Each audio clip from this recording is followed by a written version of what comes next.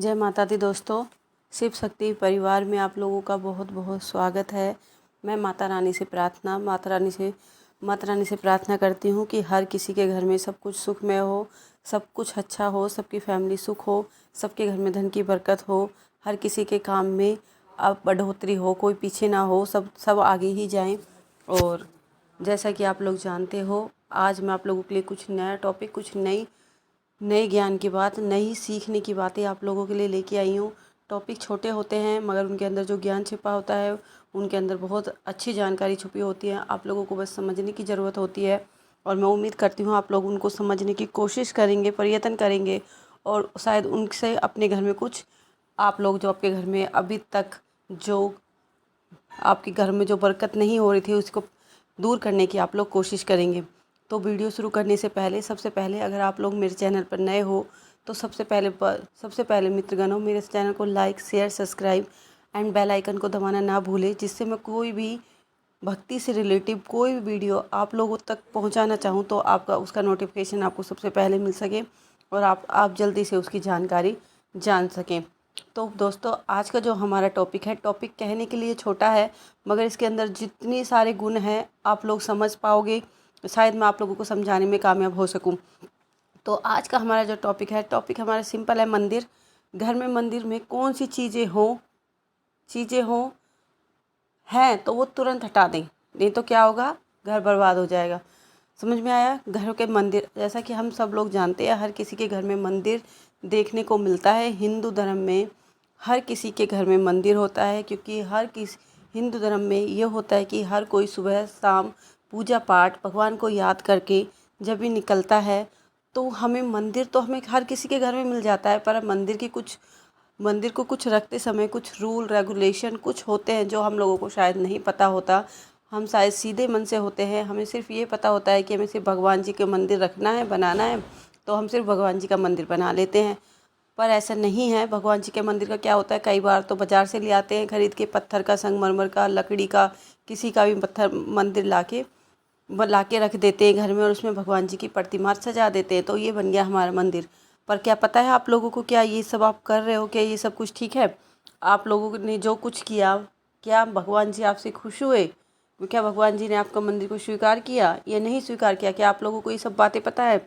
तो बस आज मैं इन्हीं के अकॉर्डिंग आप लोगों से बातें करना चाह रही हूँ कि हमें को क्या क्या चीज़ों की सावधानी रखनी चाहिए और क्या क्या चीज़ हमें नहीं करनी चाहिए।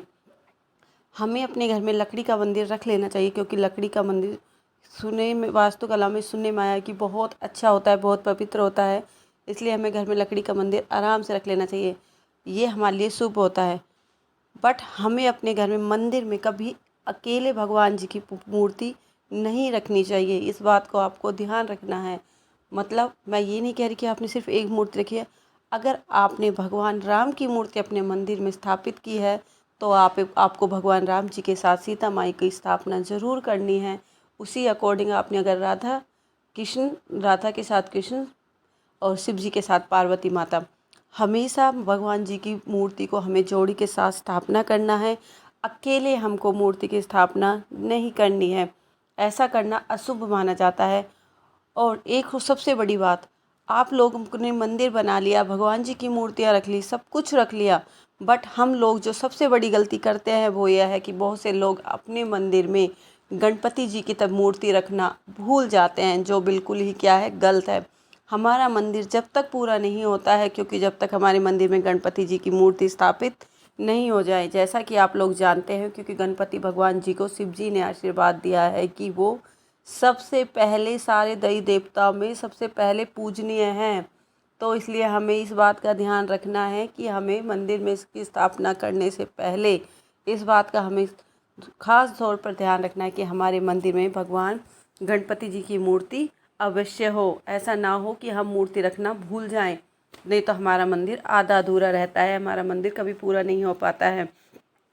और हमें हमेशा जो हमारे मरे हुए हमारे घर वाले हैं, दादा पापा, जो भी जिनकी डेथ हो चुकी है, उनकी मूर्तियाँ कभी भी हमें गलती से भी हमें अपने मंदिर में नहीं सजाई जानी चाहिए, क्योंकि वो सब अशुभ मानी जाती हैं, वो सब चीज़ें शुभ नहीं मानी जाती हैं। इसलिए आप लोगों को इस बात का बहुत ढंग से ध्यान रखना है, अच्छे से ध्यान रखना है कि अपने मंदिर में आप लोग भूल कर भी ये गलतियां ना करें कि जो आपके पूर्वज नहीं हैं आपको उनकी मूर्तियां भूल कर भी अपने मंदिर में सजानी नहीं है। नहीं तो ये बहुत बड़ा अशुभ माना जाता है और हमारे घर में जो बरकत होनी होती है वो नहीं हो पाती है।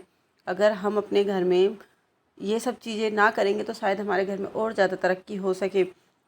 और एक बात और, मंदिर के साथ साथ हम लोग तुलसी की पूजा भी करते हैं।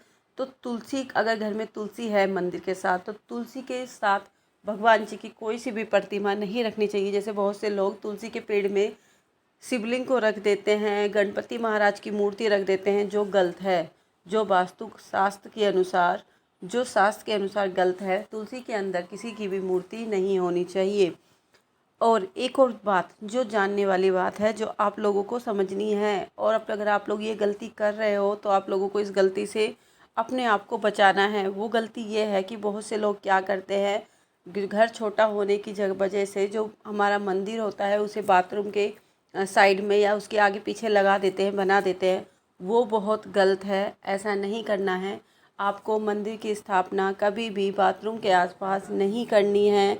इससे आपके घर में भगवान की आशीर्वाद की जगह कुछ नहीं होने वाला है, आपके घर में उल्टा ही असर हो जाएगा। इसलिए आप लोगों को इस बात का बहुत ध्यान रखना है कि अपने मंदिर की स्थापना करते वक्त आपको ऐसी जगह उसकी स्थापना नहीं करनी है। एक और बात, अगर आपके घर में अगर आप पति पत्नी हो और आपके घर, आपको अपने कमरे में, पति पत्नी को अपने कमरे में कभी भी भगवान जी का मंदिर नहीं बनाना चाहिए।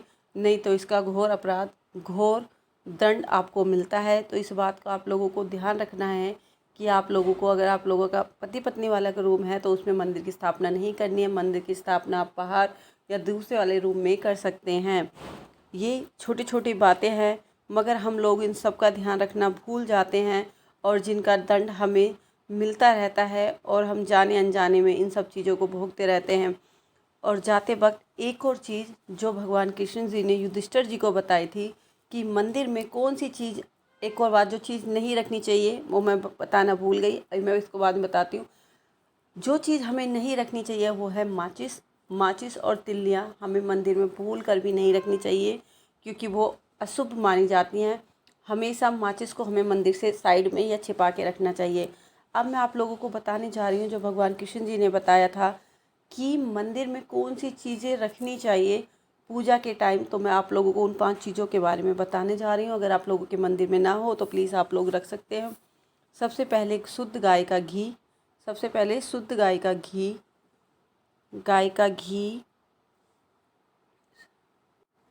गाय का घी, गंगा जल, शहद, सुगंधित